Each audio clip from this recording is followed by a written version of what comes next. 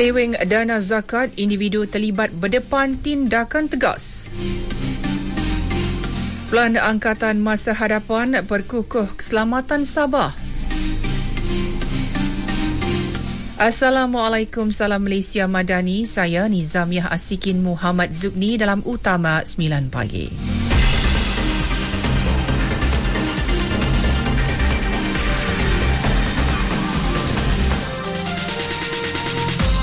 Individu yang terlibat dengan penyelewengan dana zakat tidak akan dilindungi. Tindakan tegas akan diambil mengikut peraturan serta undang-undang sedia ada.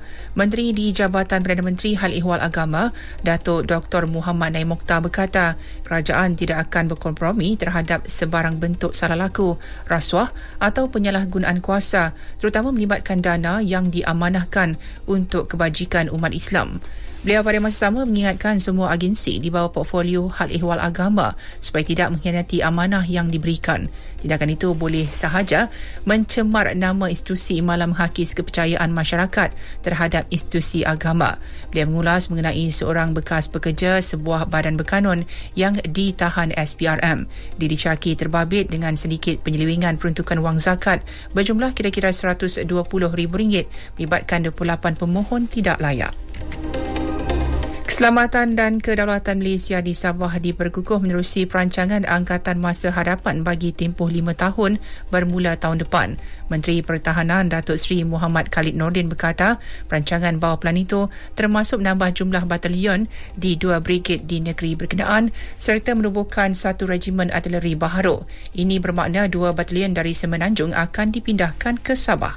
Soal menjaga keselamatan dan kedaulatan itu sangat penting, dan atas sebab itulah lawatan-lawatan dilakukan di lapangan, di semua tempat, di semua negeri, di semua wilayah untuk pastikan kesiapsiagaan Angkatan Tentera itu sentiasa berada pada paras yang memuaskan, dan kita bersedia untuk berhadapan dengan apa saja ancaman yang mungkin dihadapi. Selain itu, jumlah radar pesisiran pantai akan ditambah kepada 4 unit berbanding 2 ketika ini, dengan 2 daripadanya ditempatkan di kawasan Opasit termasuk di Lahad Dato'. Sementara itu, lebih 1,000 pegawai dan anggota Angkatan Tentera Malaysia ATM dan Tentera Pembebasan Rakyat China PLA terlibat dalam latihan ketenteraan bersama di beberapa lokasi di negara ini. Pengarah eksersis Kolonel Ismail Muhammad maklumkan latihan 2 tahunan yang sudah berlangsung sehingga Rabu ini turut disertai beberapa agensi tempatan seperti Pasukan Mencari dan Penyelamat Khas Malaysia SMART. Dan pada eksersis kali ini adalah agak unik kerana kita melaksanakan eksersis di pusat simulasi SMART. Ini adalah Urban Search and Rescue, dan eksersis berkonsep sebegini adalah yang kali pertama kita laksanakan di antara PLA dan ATM. Menurut Kolonel Ismail, eksersis Aman Yowi 2025 memberi tumpuan kepada bantuan kemanusiaan dan pengurusan bencana serta keselamatan maritim termasuk operasi di Selat Melaka yang merupakan antara laluan maritim terpenting dunia. Malaysia terima anugerah penghargaan khas Sifa Sisa Global di Istanbul, Turki. Anugerah tertinggi daripada Zero Waste Foundation. Ia sebagai pengiktirafan terhadap komitmen negara dalam memacu pembangunan pengurusan sisa mampan dan prinsip ekonomi kitaran.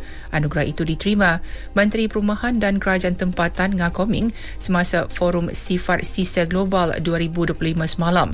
Ia disampaikan oleh wanita pertama Turki yang juga penaung Zero Waste Foundation, Emine Erdogan. Nga menyifatkan pengiktirafan khas itu sebagai bukti usaha berterusan Malaysia dalam mentransformasi pengurusan sisa bandar, memupuk tanggungjawab terhadap alam sekitar dan menggalakkan penyelesaian inovatif ke arah bandar mampan. Malaysia Tumpuan Dunia menempa kemajuan bersama. Sidang Kemuncak ASEAN ke-47 dan sidang-sidang kemuncak berkaitan. ASEAN Malaysia 2025, keterangkuman dan kemampanan. Hanya berbaki 5 hari sebelum sidang kemuncak ASEAN ke-47 membuka tirai pada 26 Oktober ini. Kawasan sekitar KLCC dikawal ketat pasukan keselamatan dengan anggota polis ditempatkan di setiap laluan utama menuju ke pusat konvensyen berkenaan serta di sekitar KLCC Park. Simulasi kawalan lalu lintas turut dilaksana pasukan polis trafik bagi memastikan pergerakan kenderaan dan delegasi berjalan lancar sepanjang tempoh sidang kemuncak itu. Walaupun kawalan keselamatan diperketatkan, suasana sekitar Menara Berkembar Petronas dan KLCC Park tetap meriah dengan kehadiran orang awam. Sidang kemuncak kali ini dijangka menjadi penganjuran terbesar dalam sejarahnya sejak pertama kali diadakan pada 1976. Brigade Tentera Pasukan Gerakan AMN PGA membuka 23 kertas siasatan tata tertib sepanjang 2024. Pemangku komandannya, ACP Ijit Lando Binjo berkata pada tahun ini 20 kes direkodkan setakat bulan lepas. Antaranya termasuk penyalahgunaan dadah, tidak hadir bertugas, meninggalkan tempat bertugas tanpa kebenaran dan kegagalan mengisytiharkan harta. Tindakan tata tertib diambil mengikut peraturan-peraturan pegawai awam, kelakuan dan tata tertib 1993 dengan hukuman bermula daripada amaran sehingga buang kerja bergantung kepada tahap kesalahan. Polis menahan 2 lagi lelaki bagi membantu siasatan kes bunuh seorang wanita dan anak perempuannya di sebuah rumah di kampung Sekolah Juru, Bukit Mertajam Sabtu lepas. Ketua Polis Pulau Pinang, Dato' Azizi Ismail berkata, kedua-dua lelaki berusia 40-an itu termasuk seorang warga asing akan direman hingga 26 Oktober ini. Polis juga telah menemukan senjata dipercayai digunakan dalam pembunuhan itu di belakang rumah mangsa. Siasatan sedang dilakukan bagi mengenal pasti sama ada terdapat individu lain yang terlibat dalam kes pembunuhan 2 beranak berkenaan. Luar negara, di sebalik tindakan Israel yang terus menangguhkan pembukaan semula lintasan Rafah, agensi bantuan antarabangsa kini giat menyediakan keperluan asas untuk dihantar ke Gaza menjelang musim sejuk. Menurut Pejabat Penyelarasan Hal Ehwal Kemanusiaan PBB, truk bantuan dari Mesir kini dialihkan melalui lintasan Karim Shalom di Tenggara Gaza untuk pemeriksaan pihak Israel. Langkah itu dilaksanakan bagi memastikan bekalan dapat masuki Gaza walaupun akses utama masih ditutup. Di sebuah gudang di Giza, Mesir, bantuan seperti beras, tepung dan makanan dalam tin sedang dikumpulkan untuk dihantar segera ke Gaza. Bekalan asas itu dianggap talian hayat penting bagi penduduk yang berdepan kekurangan makanan dan kebuluran. Thailand dan Kemboja akan mengadakan sesi khas Suruhanjaya Sempadan bersama JBC selama 2 hari di Chantaburi, Timur Thailand mulai hari ini. Jurucakap Kerajaan Thailand, Siripong Angkasakuyat berkata sesi itu bertujuan menangani ketegangan di perbatasan dan mempercepatkan penandaan sempadan serta meningkatkan keselamatan bersama. Menurutnya, pertemuan itu turut menyelaras keputusan Jawatankuasa Am Sempadan dan Jawatankuasa Sempadan Wilayah bagi mengembalikan keamanan di sepanjang sempadan bersama. Iraq melarang platform permainan Roblox selepas pihak berkuasa mengesahkan wujud kandungan tidak bermoral dan risiko eksploitasi terhadap kanak-kanak. Kementerian Komunikasi Iraq berkata larangan itu dibuat bagi melindungi nilai moral dan keselamatan pengguna internet. Roblox sebelum ini menerima kritikan antarabangsa kerana gagal melindungi pemain bawah umur, termasuk di Australia yang telah mengenakan sekatan terhadap fungsi sembang terus. Platform itu mempunyai 100 juta pengguna harian dengan hampir separuh terdiri daripada kanak-kanak bawah 13 tahun. Kementerian Dalam Negeri Syria merampas kira-kira 12 juta pil Captagon dalam satu operasi besar berhampiran Damsyik. Menurut pengarah anti-narkotik Brigadier Jeneral Khalid Eid, ketua sindiket ditahan selepas pihak berkuasa mengesan cubaan menyeludup dadah ke luar negara.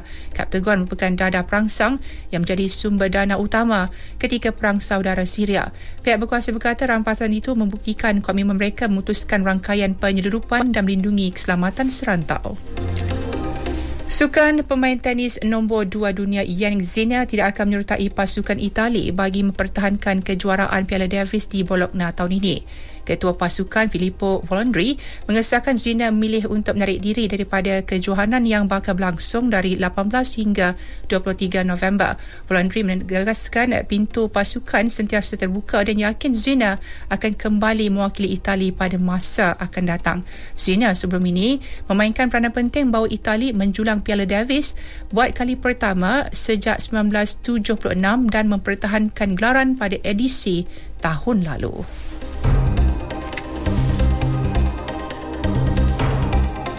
Disampaikan tajuk utama sekali lagi.